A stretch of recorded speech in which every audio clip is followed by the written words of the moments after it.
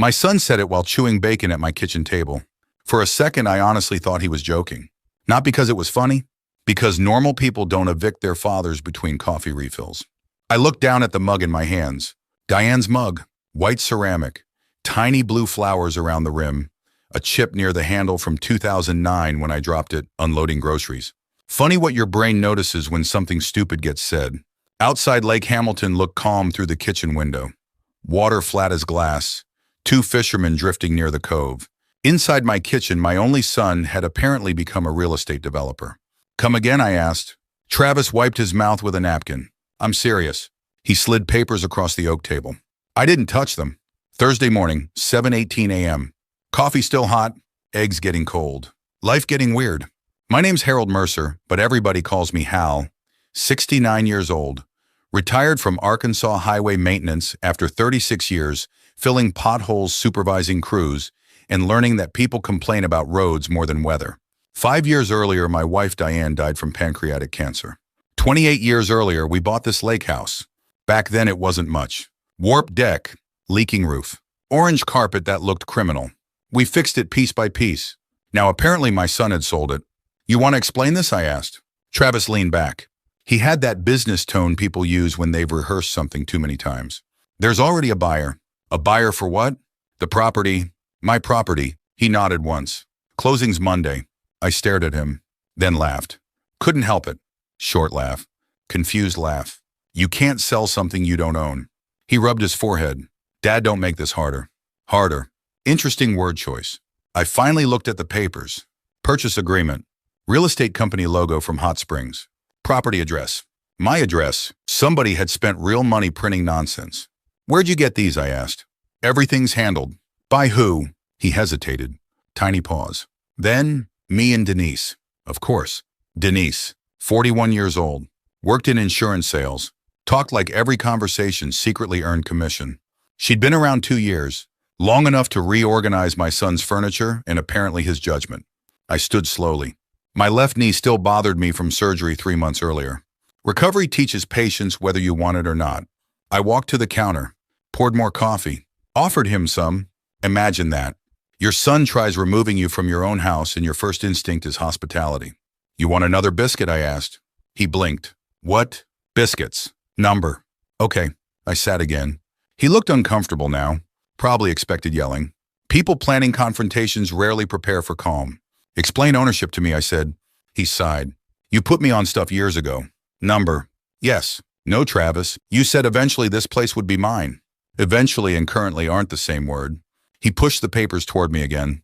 We already told the buyers. I picked up Diane's mug. Ran my thumb over the chipped handle. What buyers? A couple from Little Rock. You met strangers and sold them my house. When you say it like that, how else should I say it? He looked away first. That hurt more than I expected. Because little kids avoid eye contact when caught. Grown men do it when ashamed. Or stubborn. Maybe both. He finally said, You're alone out here. I nodded. True. So, you don't need this much space. Interesting. Not you okay out here. Not you getting lonely. Square footage. I looked around the kitchen. Diane's recipe cards near the fridge. Old Bass Pro hat hanging by the back door. Dock repair notes taped beside the microwave. This house wasn't large. It was accumulated years. You worried about me? I asked quietly. Yeah. No, you aren't. He opened his mouth. Stopped. Then tried again. You shouldn't be handling everything yourself. That concern arrived before or after listing my address. His jaw tightened. Denise thinks. There it is. Silence. I stood and walked toward the sliding glass door. The dock boards needed replacing again. Lake water slapped softly against pilings. A neighbor's Labrador barked somewhere downshore. Regular Thursday morning, except my son had brought eviction paperwork with breakfast. I turned back. When were you planning to tell me? He shrugged. Today. How generous. He stood too. Now nervous. I could see it. Good. Because reality was finally entering the room. Dad. What? You have until Sunday. I almost corrected him. Almost laughed again. Instead, I looked at Diane's mug. Then at the stack of papers. Then at one line near the bottom. One small detail. A detail Travis clearly missed. I sat back down. Calm. Very calm. Okay, I said. His shoulders loosened. Big mistake. Because the county title office opened at 8.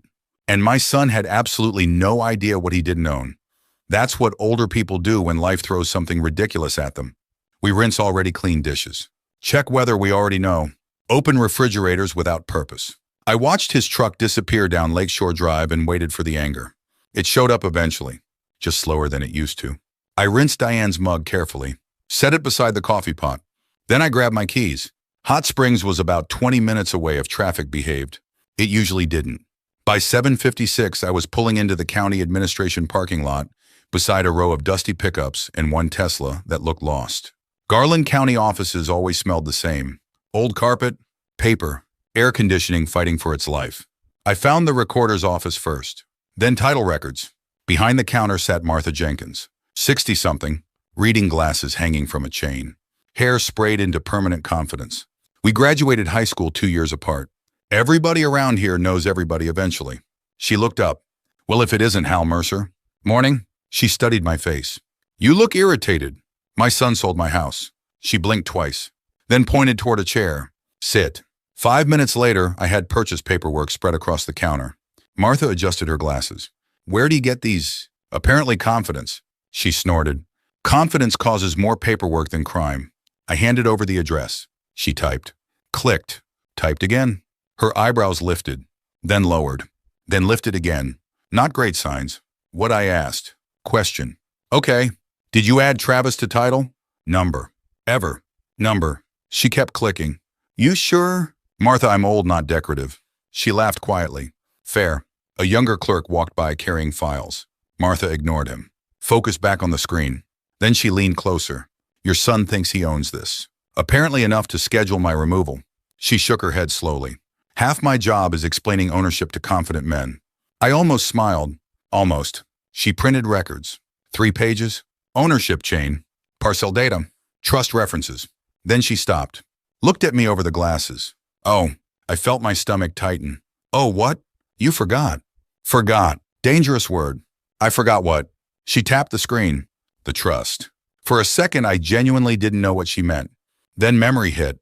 Hospital room. Diane weak from chemo. Attorney papers. Conversations I barely processed because grief starts early sometimes. Oh, I whispered. Martha nodded. Yeah. I sat back. 3 years before Diane died, we updated everything. Wills. Medical directives. Property protections. Back then, I treated paperwork like oil changes. Necessary. Forgettable. Turns out forgettable paperwork sometimes saves your life. Martha lowered her voice. Your son doesn't know. I don't think so. She printed another document. Slid it across. Trust reference number. Ownership structure. Restrictions. There it was. Clear as day. The property didn't sit under simple individual ownership anymore. Hadn't for years. Funny thing about getting older, you organize your future, then eventually forget how organized you were. I thanked her. Started gathering papers. Then stopped. One question. Shoot. How close was this? She pointed at Travis's paperwork. Close enough to embarrass people. Not close enough to work. She almost laughed. Not even remotely. That helped. A little. Outside, I sat in my truck without starting it. Lake breeze coming through cracked windows. I should have felt relieved. Instead, I mostly felt tired. Because legal protection doesn't fix family damage. My phone buzzed. Travis. I answered. Yeah. You packing? I closed my eyes. Number. Long pause. What do you mean no? I mean no. His voice sharpened. Dad buyers already made plans. Interesting. Don't do this. I looked at paperwork in my lap. The pages Diane insisted we complete years earlier. The woman had organized my future better than I organized my garage. Who's handling closing, I asked. Title company Monday. Which one?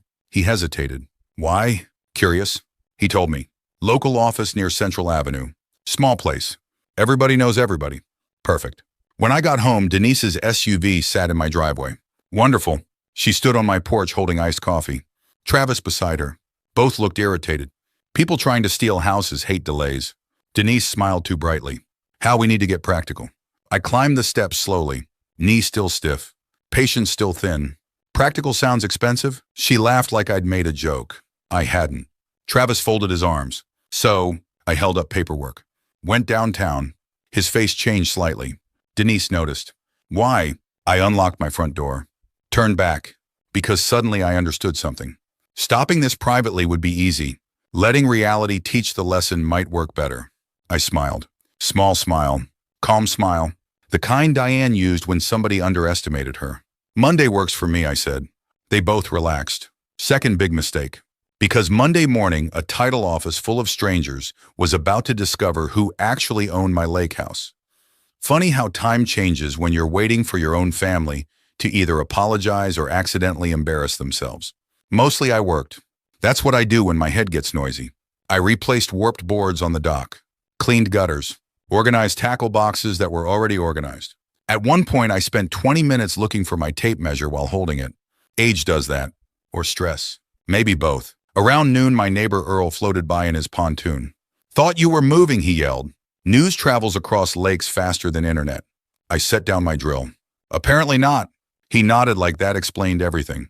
Small-town people accept confusing answers because eventually details arrive on their own. Inside the house, I found myself staring at old photos more than usual. Diane holding catfish. Travis at 12 missing front teeth. Us building the back deck. You spend decades creating memories and one strange week can make everything feel rented.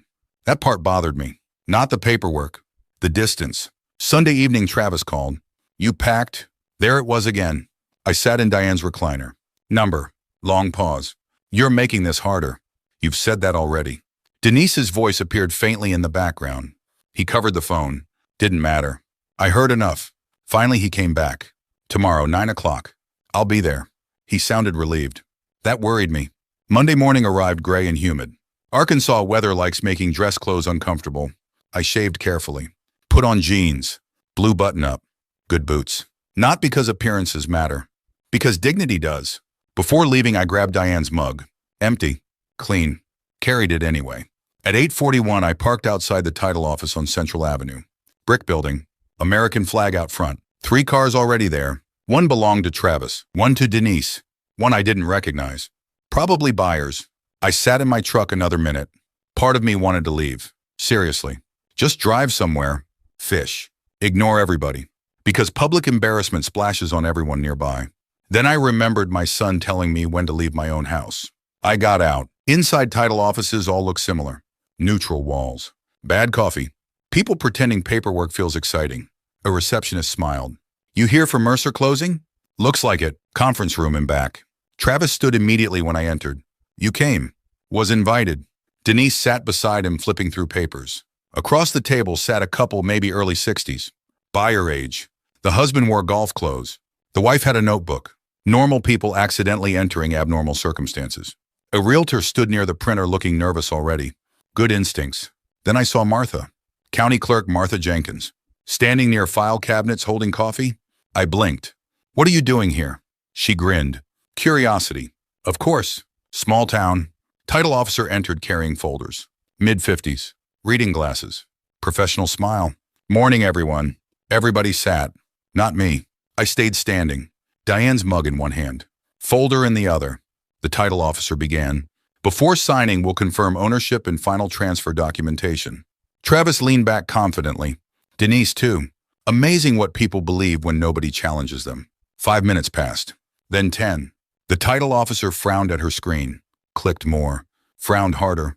That's when confidence started leaking out of the room. She looked at Travis. "Can you clarify ownership?" He nodded quickly. "Family property." She looked again. "Number, legal ownership." He pointed toward me. My father. Then toward himself. And me. I finally sat down. Slowly. The title officer adjusted glasses. "That's not what records show." Silence. Travis blinked. "What?" She turned monitor slightly. "Property is held under trust ownership structure." Denise leaned forward. "There must be a mistake." Martha quietly sipped coffee. Professional spectator. The title officer continued. Transfer authorization requirements were never met. Buyer husband spoke first. "So, can we buy the house?" Number. Buyer wife closed her notebook. Well, that one word carried disappointment, irritation, and probably lunch schedule concerns. Travis looked at me. "What trust?" I placed Diane's mug carefully on the table. "You remember your mother making us sign papers years ago?" His face changed. Very slowly. "Oh, yeah." Denise jumped in. "Why didn't anybody tell us?" Martha answered before I could. "Ownership records are public." I almost smiled. Almost. Realtor rubbed his forehead. "So this sale cannot proceed." Title officer nodded. "Correct." Buyer husband sighed. "Do we still get donuts?" Everyone turned toward the donut box. Nobody had touched it. For some reason, that nearly made me laugh. Travis looked wrecked now, not angry, not defensive. Lost, Dad, he said quietly. Yeah.